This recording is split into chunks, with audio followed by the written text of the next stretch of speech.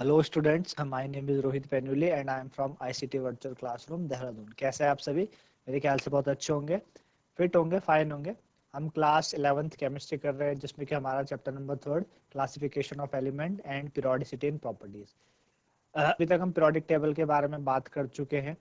आज हमें बात करनी है ट्रेंड्स इन फिजिकल प्रॉपर्टीज, है ना, कि उनकी जो प्रॉपर्टीज है उनमें क्या ट्रेंड आता है ना, जैसे कि एटॉमिक साइज, आयनाइजेशन, एंथैल्पी, इन सब की बातें करेंगे, है ना। तो इन सबको समझने के लिए चलते हैं बच्चों स्मार्ट बोर्ड की तरफ।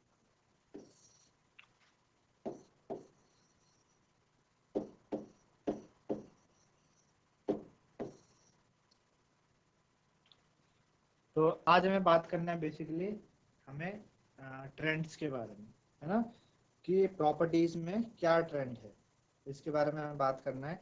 Trends in physical properties.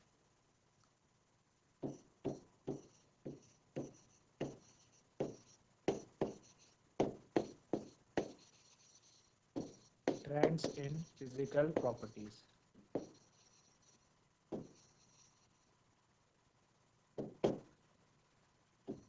ठीक है ना। इसके बारे में आज हमें बात करनी है।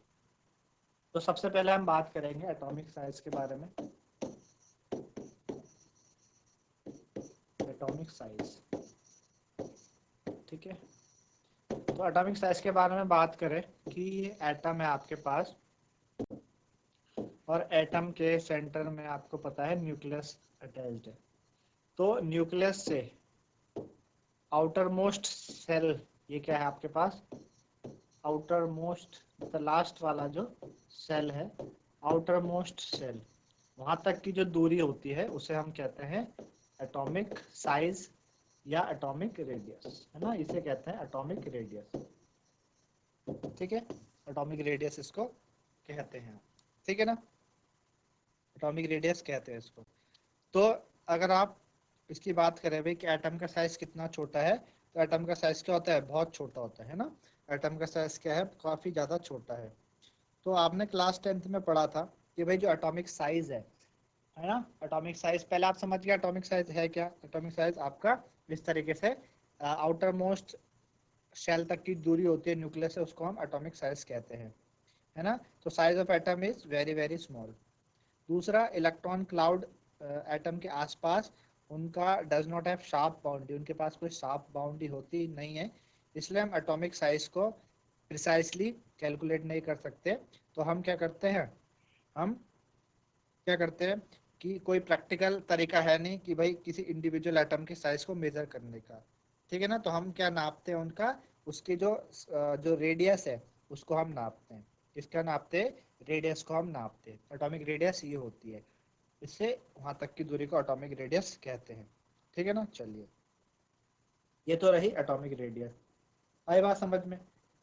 अब एटॉमिक रेडियस जो है, एटॉमिक रेडियस है, उसको अलग अलग तरीके से बताया जाता है। एटॉमिक रेडियस को बताने के अलग अलग तरीके हमारे पास, है ना। एटॉमिक रेडियस को बताने के क्या है, अलग अलग तरीके हैं। पहला हमारे पास जो है वो है कोवेलेंट रेडियस। क्या है, कोवेलेंट रेडियस। कोवेलेंट रेडियस, अब कोवेलेंट रेडियस क्या है बच्चों, कि जब दो एटम कोवेलेंट बॉन्ड बनाते हैं तो न्यूक्लियस का उनके न्यूक्लियस का जो डिस्टेंस है उसका आधा क्या कहलाता है, कोवेलेंट रेडियस कहलाता है। जैसे कि हमारे पास एक ये, जैसे कि हमने बोला Cl2 है ना, Cl2। अब Cl2 के बीच में क्या बना, कोवेलेंट बॉन्ड बना Cl तो ये एक Cl हो गया, ठीक है ना। और ये क्या हो गया बच्चों, दूसरा Cl हो गया। अब इस Cl का जो न्यूक्लियस है वो ये है, इस Cl का न्यूक्लियस आपका ये हो गया, इस Cl का न्यूक्लियस ये हो गया। इन दोनों के न्यूक्लियस की बीच की दूरी का जो आधा होगा, क्योंकि ये क्या है,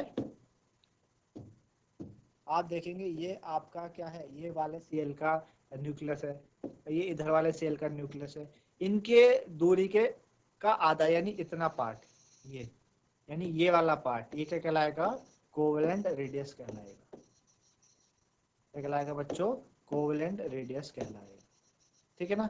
आपको पता है कोवेलेंट बॉन्ड कैसे बनते हैं, ओवरलैपिंग ऑफ एटॉमिक ऑर्बिटल से बनते हैं। तो ये आपका कोवेलेंट रेडियस होगी, है ना। तो कोवेलेंट रेडियस क्या है?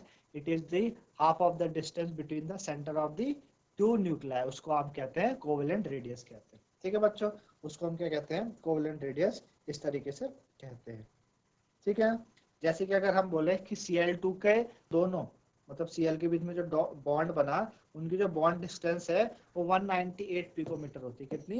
198 पिकोमीटर। भाई ये जो डिस्टेंस है पूरी यहाँ से लेकर यहाँ तक की, दोनों के न्यूक्लियस की जो दूरी है 198 पिकोमीटर है। और हमने बोला कोवेलेंट रेडियस क्या होती है? इसका आधा होती है ना। तो इसका आधा हो जाएगी। कोवेलेंट रेडियस कितनी हो जाएगी यहाँ पर? आपका 2 9 18, 2 9 18, 99 हो जाएगी। कितनी हो जाएगी बच्चों? 99 पिकोमीटर, है ना। यहाँ पे कोवेलेंट रेडियस आपकी 19, यहाँ पे तो दूरी है 198 पिकोमीटर, आज उसकी आधी हो जाएगी 99 पिकोमीटर कोवेलेंट रेडियस हो जाएगी। आई बात अब आपको समझ में कोवेलेंट रेडियस क्या है? ठीक है ना। तो ये बच्चों ये कोवेलेंट रेडियस है आपकी, ठीक है ना, कोवेलेंट रेडियस। अच्छा, इतनी बात आप समझ गए, ठीक है ना। चलिए, अच्छा ये तो तब हुआ जब क्या होंगे? जब कोवेलेंट बॉन्ड बनेंगे, दो एटम्स के बीच में कोवेलेंट बॉन्ड बनते हैं, उन्हें कोवेलेंट रेडियस कहते हैं। अच्छा, आगे चलें। मेटालिक रेडियस,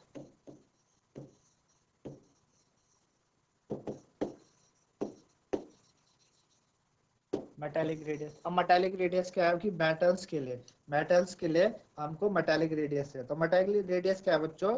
कि क्या है? ये half of the internuclear distance separating the metal core in the metallic crystal. जैसे कि सपोज आपके पास जैसे कि हमने बोला कि हमारे पास कॉपर है ना। तो कॉपर के मेटल्स, कॉपर के एटम्स है, इस तरीके के अरेंज हुए रहेंगे। कॉपर के एटम्स क्या होंगे? इस तरीके से अरेंज हुए रहेंगे, है ना। कॉपर के एटम इस तरीके से अरेंज हो रखे। तो कॉपर के एटम्स के क्या होगा? न्यूक्लियस होगा उनका भी। हमने बोला कि एक न्यूक्लियस ये है, एक न्यूक्लियस है। इनके बीच की दूरी का जो आधा होगा वो क्या कहलाएगा? मेटालिक रेडियस कहलाएगा। इनके बीच की दूरी का आधा क्या कहलाएगा बच्चों? मेटालिक रेडियस कहलाएगा, है ना। तो जैसे कि हम बात करते हैं कि जो डिस्टेंस है दो एडजेसेंट कॉपर एटम के, है ना, सॉलिड फॉर्म में, वो 256 पिकोमीटर है। मतलब सपोज ये दो कॉपर के एटम्स हैं, इनके बीच की दूरी कितनी है बच्चों? 256 पिकोमीटर है। तो हमने बोला कि मेटालिक रेडियस क्या है? दो एटम के न्यूक्लियस के बीच की दूरी का आधा, दो एटम के न्यूक्लियस के बीच की दूरी का आधा मेटालिक रेडियस है। तो कितना हो जाएगा बच्चों? 2 1 जा 2 2 जा 4 और 2 8 जा 16। तो 128 पिकोमीटर इसमें कॉपर की क्या हो जाएगी? मेटालिक रेडियस हो जाएगी। तो इतनी बात आपको समझ में आ गई होगी, है ना। तो हम क्या करते हैं? हम एटॉमिक रेडियस यूज करते हैं किसके लिए? कोवेलेंट रेडियस के लिए और मेटालिक रेडियस को, दोनों को बोलने के लिए हम क्या करते हैं बच्चों? एटॉमिक रेडियस यूज करते हैं, depending on whether the element metal हो या नॉन मेटल हो। तो एटॉमिक रेडियस को कैसे मेजर किया जाता है? एक्सरे या अदर स्पेक्ट्रोस्कोपी मेथड के द्वारा क्या किया जाता है? मेजर किया जाता है। तो आपको समझ आई बात? एटॉमिक रेडियस समझ आई? एटॉमिक रेडियस है क्या? न्यूक्लियस से आउटर मोस्ट शेल की दूरी एटॉमिक रेडियस कहलाती है। एटॉमिक रेडियस को हम अलग अलग तरीके से बताते हैं। कोवेलेंट रेडियस, जब कोवेलेंट बॉन्ड बनते हैं तो वहां पर जो रेडियस होगी उसे कोवेलेंट रेडियस कहा जाता है। मेटालिक रेडियस मेटल्स के लिए इसको कहा जाता है, ठीक है ना। तो एटॉमिक रेडियस बच्चों जनरली अक्रॉस अ पीरियड या ग्रुप में क्या होती है ना। अभी हम बात कर रहे हैं ना, तो हम जनरली एटॉमिक रेडियस ही बोलेंगे। कोवेलेंट रेडियस और मेटालिक रेडियस के लिए हम जनरली क्या टर्म यूज करेंगे? एटॉमिक रेडियस ही टर्म यूज करेंगे। तो हमने कहा भाई एटॉमिक रेडियस, जब हम ग्रुप में चलते हैं, हम पीरियड में चलते हैं, तो पीरियड में चलते हुए एटॉमिक रेडियस क्या होती है बच्चों? एटॉमिक रेडियस क्या होती है? इंक्रीज करती है। क्या होती है? एटॉमिक रेडियस क्या करेगी बच्चों? जब हम पीरियड में चलेंगे, अगर हम पीरियड की बात करें, पीरियड की बात करें तो हम बोलेंगे इंक्रीज कर रही है। क्या कर रही है? इंक्रीज कर रही है। इंक्रीज क्यों कर रही है? पीरियड में चल रहे हैं, सॉरी, जब हम पीरियड में चल रहे हैं तो एटॉमिक रेडियस क्या हो रही है बच्चों? डिक्रीज हो रही है। डिक्रीज क्यों हो रही है? क्योंकि जो न्यूक्लियर अट्रैक्शन है वो इंक्रीज हो रहा है। न्यूक्लियर अट्रैक्शन क्या कर रहा है बच्चों? बढ़ रहा है। न्यूक्लियर अट्रैक्शन इंक्रीज कर रहा है। अब न्यूक्लियर अट्रैक्शन इंक्रीज करने से आपको पता है कि भाई न्यूक्लियर अट्रैक्शन बढ़ता है, तो न्यूक्लियर अट्रैक्शन बढ़ने से कि न्यूक्लियस का जो अट्रैक्शन है आउटर मोस्ट इलेक्ट्रॉन पे वो इतना ज्यादा है कि धीरे धीरे जब हम धीरे धीरे हम पीरियड में चलेंगे तो हम देखते हैं कि एक एक इलेक्ट्रॉन अंदर आ रहा है। तो उस वजह से न्यूक्लियर अट्रैक्शन बढ़ रहा, तो अंदर पॉजिटिव पार्ट नेगेटिव पार्ट को खींच रहा है, तो जिस वजह से साइज धीरे धीरे कम होता चला जा रहा है। यानी एटॉमिक रेडियस क्या हो रही है बच्चों? कम होते कम होते हुए कम होते होते कम होती रहती है, ठीक है ना, कम होती रहती है। ये किस में बात होती है बच्चों, ये पीरियड में बात होती है। ग्रुप में अगर बात करें हम, ग्रुप में बात करें तो एटॉमिक रेडियस क्या होती है बच्चों, इंक्रीज करती है down the group. Atomic radius क्या करती है, इंक्रीज कर रही है down the group. Down the group increase क्यों कर रही है, क्योंकि जो न्यूक्लियर अट्रैक्शन है वो डिक्रीज करता है। न्यूक्लियर अट्रैक्शन क्या करता है, डिक्रीज होता है ना। डिक्रीज क्यों कर रहा है, क्योंकि शेल्स बढ़ जा रहे हैं, यहाँ पर नंबर ऑफ शेल्स बढ़ रहे हैं। नंबर ऑफ शेल्स बढ़ने से आउटर मोस्ट इलेक्ट्रॉन दूर चला जाता है, उस वजह से आपका ये क्या कर जाता है, डिक्रीज कर जाता है, ठीक है ना। आ रही है बात आपको समझ में, ऐसा क्यों हो रहा है, ठीक है ना। चलिए, तो इस तरीके से हो रहा है। अच्छा, एटॉमिक रेडियस जो नोबल गैस की होती है उसको हम कंसिडर नहीं करते कि क्यों नहीं करते बच्चों, क्योंकि बीइंग मोनो एटॉमिक उनकी जो वैल्यू होती है बहुत ज्यादा होती है ना। इनफैक्ट जो रेडियस होती है नोबल गैसेस की, उसको हम कंपेयर कंपेयर होता है, वो कंपेयर भी नहीं की जाती कोवेलेंट रेडियस के मुकाबले, बस उसको वंडरवॉल रेडियस के मुकाबले कंपेयर करा जाता है, ठीक है ना। Should be compare not with the covalent radius but with the van der Waals radius of the other element. जो जो आपकी नोबल गैसेस की जो एटॉमिक रेडियस है उसको हम कोवेलेंट रेडियस के साथ कंपेयर नहीं करते, हम किसके साथ करते हैं, एटॉमिक रेडियस के साथ उसको कंपेयर करते हैं। तो इतनी बात आपको मेरे ख्याल से समझ में आ रही होगी कि पीरियड में एटॉमिक रेडियस क्या होती है, इंक्रीज करती है, सॉरी डिक्रीज करती है, और ग्रुप में एटॉमिक रेडियस इंक्रीज करती है। आपको रीजन पता चल गया कि within the period outer electron same valence shells में क्या होते हैं, बढ़ते चले जाते हैं, तो इफेक्टिव न्यूक्लियर चार्ज बढ़ता है, जिस वजह से एटॉमिक नंबर बढ़ रहा है ना। With in the vertical column में हम बात करें, एटॉमिक रेडियस इंक्रीज करती है। क्यों, क्योंकि एटॉमिक रेडियस क्यों इंक्रीज करती है, क्योंकि जो आपका जो न्यूक्लियर अट्रैक्शन है, इफेक्टिव न्यूक्लियर अट्रैक्शन, वो थोड़ा सा कम हो जाता है। वैसे न्यूक्लियर अट्रैक्शन तो बढ़ रहा है, लेकिन शील्डिंग के कारण होता है, इफेक्टिव न्यूक्लियर अट्रैक्शन कम हो जाता है, जिस वजह से ऐसा होता है। तो ये रही बात बच्चों एटॉमिक रेडियस की। अब आता है आपके पास आयनिक रेडियस।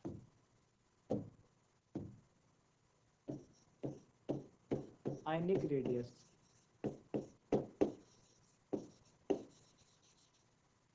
ठीक है ना। आयनिक रेडियस ये काफी इंपॉर्टेंट है। एटॉमिक रेडियस तो आप 10th में भी कर चुके हैं। आयनिक रेडियस, तो बच्चों आयनिक रेडियस क्या होती है, आपको पता है कि जब किसी एटम से एक इलेक्ट्रॉन रिमूव होता है तो क्या बनता है बच्चों, कैटायन बनता है। जब गेन होता है तो एनायन बनता है। तो आयनिक रेडियस क्या है बच्चों, आयनिक रेडियस क्या है आपका, है डिस्टेंस बिटवीन कैटायन और एनायन इन अ आयनिक क्रिस्टल। कैटायन और एनायन के बीच की जो दूरी है ना, वो होती है आयनिक रेडियस। तो आयनिक रेडियस एलिमेंट की सेम ट्रेंड दिखाती है जैसे कि एटॉमिक रेडियस दिखाती है, ठीक है ना। हमने बोला कि हमारे पास आयनिक रेडियस है क्या, हमने बोला कि आयन मतलब आयन समझते हैं ना, जिसमें कैटायन और एनायन हो। सपोज करके मेरे एग्जांपल ले लेते हैं NaCl का। NaCl, आपको पता है NaCl में क्या है, Na प्लस और Cl नेगेटिव है। Na क्या है, कैटायन है। Na क्या है बच्चों, कैटायन है, और Cl क्या है, एनायन है। Na कैटायन है और Cl क्या है बच्चों, एनायन है। तो आपको देखा, ये कैटायन हो गया, ठीक है ना, ये कैटायन हो गया, और एक आपका क्या हो गया बच्चों, एनायन हो गया। एक आपका कैटायन हो गया और ये आपका एनायन हो गया। तो इनके न्यूक्लियस के बीच जो दूरी होती है, इसको हम क्या कहते हैं, आयनिक रेडियस कहते हैं। क्या कहते हैं, आयनिक रेडियस। समझ आ रही बात, कैटायन और एनायन के न्यूक्लियस के बीच की दूरी वो कहते हैं ionic radius. Distance between cation और एनायन, कैटायन और एनायन के बीच की दूरी को क्या कहते हैं, आयनिक रेडियस कहते हैं, ठीक है ना। आयनिक रेडियस आप कहते हैं। तो आपको पता है, अब आप एक चीज नोटिस कर रहे हैं कि कैटायन है, ये कैटायन है ना, अगर आपने ध्यान दिया होगा तो आप ये नोटिस कर रहे होंगे कि ये कैटायन है और ये एनायन है, ठीक है। तो आप देख रहे हैं कैटायन क्या है, छोटा हो गया, स्मॉल है, लेकिन जो एनायन है वो बड़ा हो गया, बिगर है। ऐसा भेदभाव क्यों है दोनों के बीच में, ऐसा इसलिए कि जो कैटायन होता है, कैटायन वो अपने पेरेंट एटम से छोटा होता है, पेरेंट एटम से छोटा होता है। अब पेरेंट एटम से छोटा क्यों है भाई, जैसे कि Na प्लस है, Na प्लस किससे बना, Na से क्या बना है, Na प्लस बना, है ना।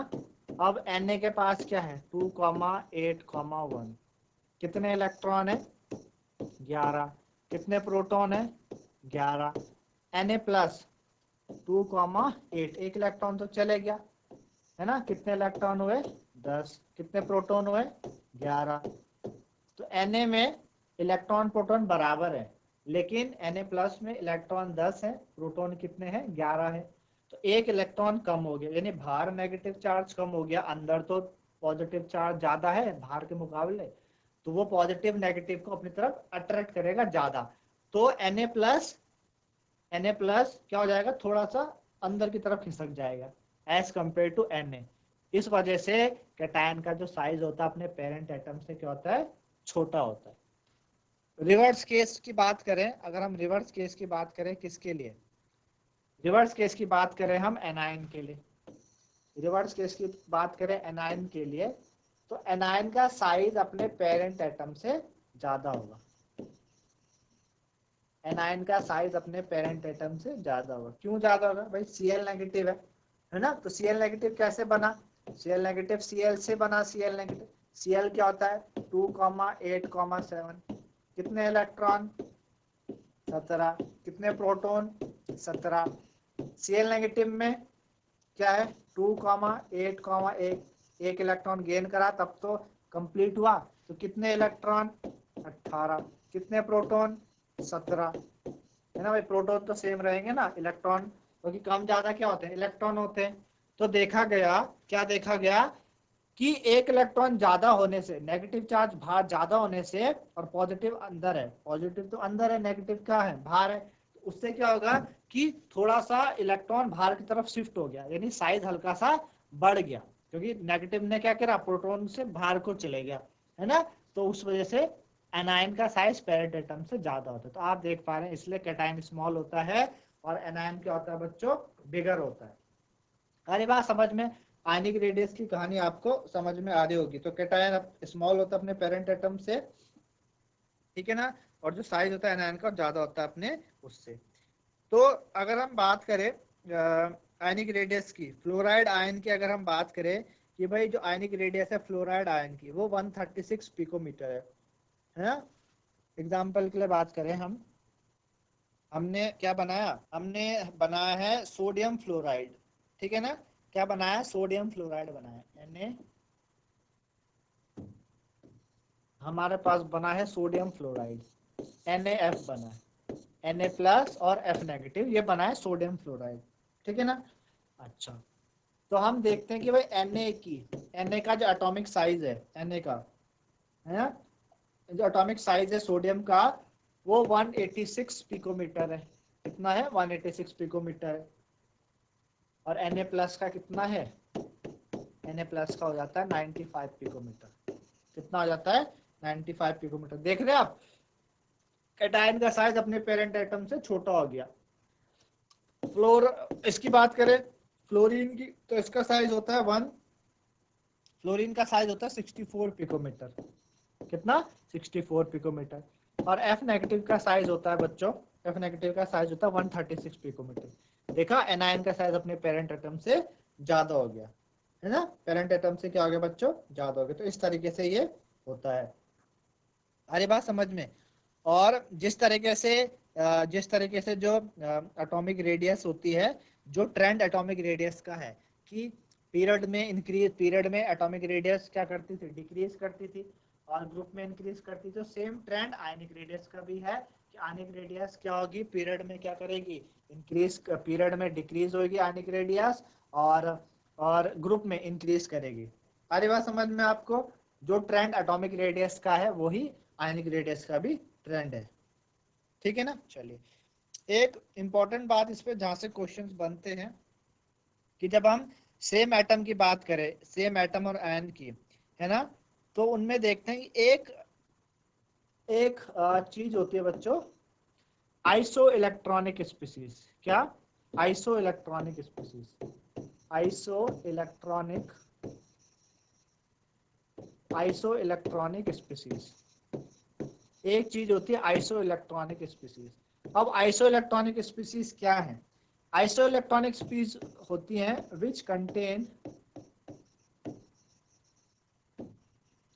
Which contain same number of electron.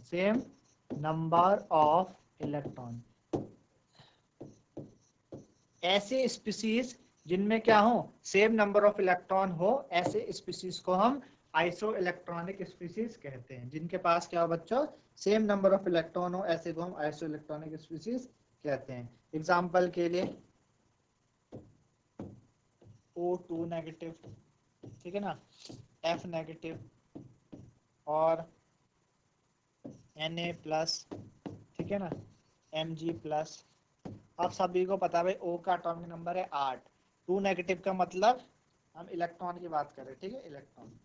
आपको सबको पता है O का एटॉमिक नंबर है कितना, 8 होता है। O का एटॉमिक नंबर है 8, ठीक है ना। तो इसने क्या करे, 2 इलेक्ट्रॉन गेन कर लिए, 10 हो गए। क्लोरीन का एटॉमिक नंबर कितना है, 9, 1 गेन कर लिया, 10 हो गया। सोडियम का एटॉमिक नंबर कितना है, 11, 1 लूज कर लिया, 10 हो गया, है ना। मैग्नीशियम का एटॉमिक नंबर कितना है, 12, 1 2 प्लस हो गया, 2 लूज कर दिया, 10 हो गया, है ना। Al3 plus. एल्यूमिनियम का एटॉमिक नंबर 13, 3 लूज कर दिया तो 10 हो गया। तो ये हो गया बच्चों, सबके पास देख रहे हैं आप, सेम नंबर ऑफ इलेक्ट्रॉन है, 10 10 10। तो ऐसी स्पीसीज जिनके पास सेम नंबर ऑफ इलेक्ट्रॉन हो, ऐसे स्पीसीज को हम आइसो इलेक्ट्रॉनिक स्पीसीज कहते हैं। और अगर बोला जाए कि इनको क्या करो, इनको अरेंज करो in the increasing order of ionic radius, इनको आयनिक रेडियस के इन सभी को हमने क्या करना, अरेंज करना है। किस किस को अरेंज करना है बच्चों, O2 नेगेटिव को, F नेगेटिव को, ठीक है ना, और Na प्लस को, और Mg प्लस 2 को, और Al प्लस 3 को। इनको बोला हमने कि इन्हें अरेंज करो, इन्हें क्या करो, अरेंज करो in increasing order of ionic radii. Ionic radii के इंक्रीजिंग ऑर्डर पे इनको अरेंज करो। तो कैसे अरेंज करेंगे इनको आयनिक रेडियाई के इंक्रीजिंग ऑर्डर में? आपको पता है अभी मैंने, एनायन का साइज बड़ा होगा अपने पेरेंट एटम से, केटायन का साइज बड़ा होगा, है ना। तो इस पे देखिए हमने बोले कि भाई ये दो तो क्या है, एनायन है, और ये दो क्या है, ये 3 कैटायन है। यानी इनका आयनिक रेडियस तो छोटा होगा। हमने पीछे बात करी ना, हमने देखा कैटायन छोटा है, एनायन बड़ा है, एनायन बड़ा है। तो आपको समझ आ रहा होगा कि ये सारे प्लस वाले कैटायन है, इनका साइज तो, इनका आयनिक रेडियस तो इन दोनों के मुकाबले छोटा होगा, है ना। अब जिस पे जितना ज्यादा चार्ज उतना उसका साइज छोटा, जिस पे जितना ज्यादा चार्ज उतना उसका साइज छोटा। अगर बात करें Na प्लस की बात करें, और Mg प्लस 2 की बात करें, और Al प्लस 3 की बात करें, तो तीनों में सबसे ज्यादा चार्ज किसके, Al3 के पास है। Al3 का साइज सबसे छोटा, उससे थोड़ा सा बड़ा Mg प्लस 2 का, उससे थोड़ा सा बड़ा किसका, Na प्लस का। ये तो रहे कैटायन। अब एनायन आएंगे, क्योंकि एनायन का साइज कैटायन से ज्यादा। तो मैंने बताया कि जिसमें एनायन में, कैटायन में तो जिसमें जितना ज्यादा चार्ज उतना उसका साइज छोटा, एनायन में जिसमें जितना ज्यादा चार्ज उसका साइज उतना बड़ा, है ना। तो फ्लोरीन आएगा पहले F नेगेटिव, और देन कौन आएगा, O2 नेगेटिव है। ये इसका increasing order of ionic radii है। ये क्या है बच्चों, increasing order of ionic radii है इनका, ठीक है ना। ये आपको समझ में आएगा किस तरीके से ऑर्डर ये हमने निकाला। आपको समझाया कि कैटायन में जितना ज्यादा चार्ज उतना कम उसका आयनिक रेडियाई, और एनायन में जितना ज्यादा चार्ज उतना ज्यादा उसकी आयनिक रेडियाई। तो इस तरीके से बच्चों आपको समझ में आया होगा आज का topic trends in physical property, जिसमें हमने एटॉमिक रेडियस से लेके covalent radii, metallic radii, ionic radius के बारे में समझा। तो आज के लिए इतना ही, धन्यवाद, हैव अ नाइस डे।